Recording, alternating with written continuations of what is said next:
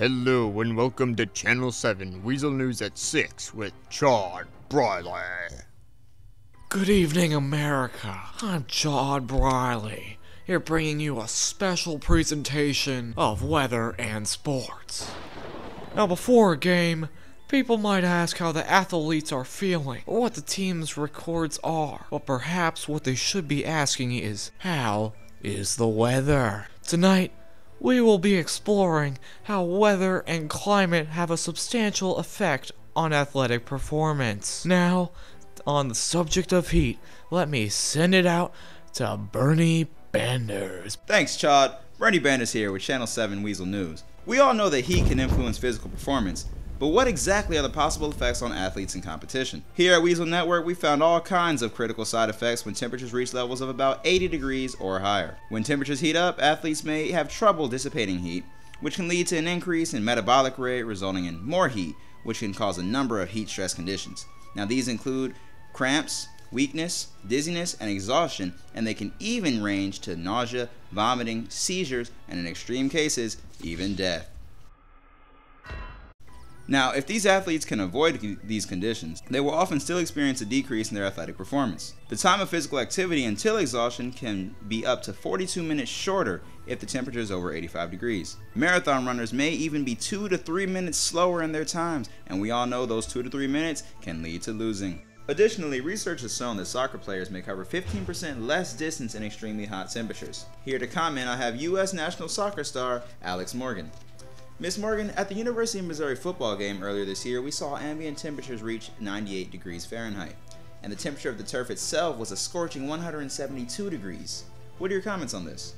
Yeah, you know, I've played at a lot of different stadiums around the world. We've had games in really hot countries like Brazil and Japan where you have temperatures reaching a lot similar to that game. And it makes it really hard to reach your maximum performance in the game. And that can mean all the difference in goals. Soccer is a really low scoring sport, and so just one goal can make all the difference. And if you're not feeling the game, you can't get to that point. How do you deal with these extreme temperatures? The method that we've actually found to be the most effective is something called pre-cooling. With this, athletes take a number of measures to lower their temperature even before the game. This can include ice baths, ice jackets, or even ingesting cold water. And this just allows us to extend the time until you overheat in the game, which has been the most successful method, honestly, with just dealing with crazy high temperatures. I see. Very informative. Well, this has been Cerny Sanders with Weasel News. Back to you, Chad. Well, thanks, Cerny. It's time to send the mic out into the field with Tina Thomas, reporting on cold. I've been forewarned that she has another special guest by the name of Le Velocite, a track runner. Sounds Italian. Tina, what you got? Thanks, Chad. Tina Thomas here, and we're analyzing the effects of cold weather on athletic performance. Exercising in cold weather is defined to be anywhere between -4 degrees and 40 degrees Fahrenheit, and can lead to dangerous side effects like muscle strains and tears, high blood pressure, and in extreme cases, hypothermia and frostbite.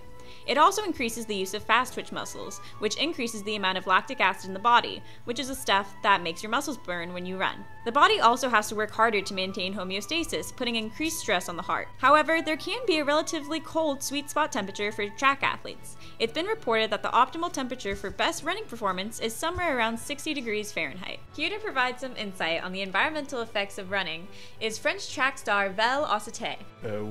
Yeah. It's bad because the wind, or le wind, it makes it really hard to reach the maximum velocity possible, like when we're running into a headwind.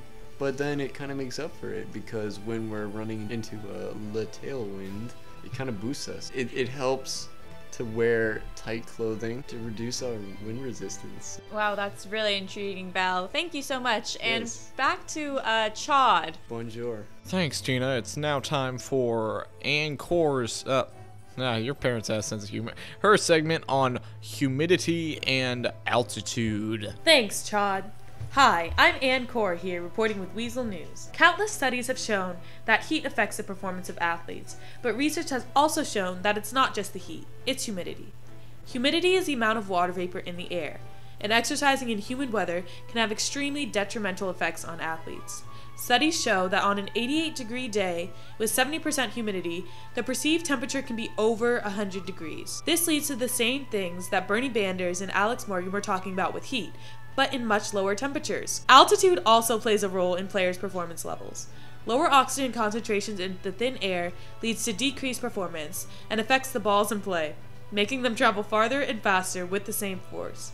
A new altitude requires about 2 to 3 weeks of acclimatization, but many athletes don't have that much time to prepare, and it negatively affects the performance of visiting players. Well, thanks, Ann. That brings us to the end of our program. I hope you all at home enjoyed yourselves, as did I. From those of us here at Weasel News, thank you and good night. This is Chad Briley.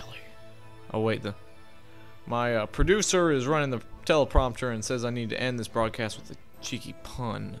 Whether I like it or not.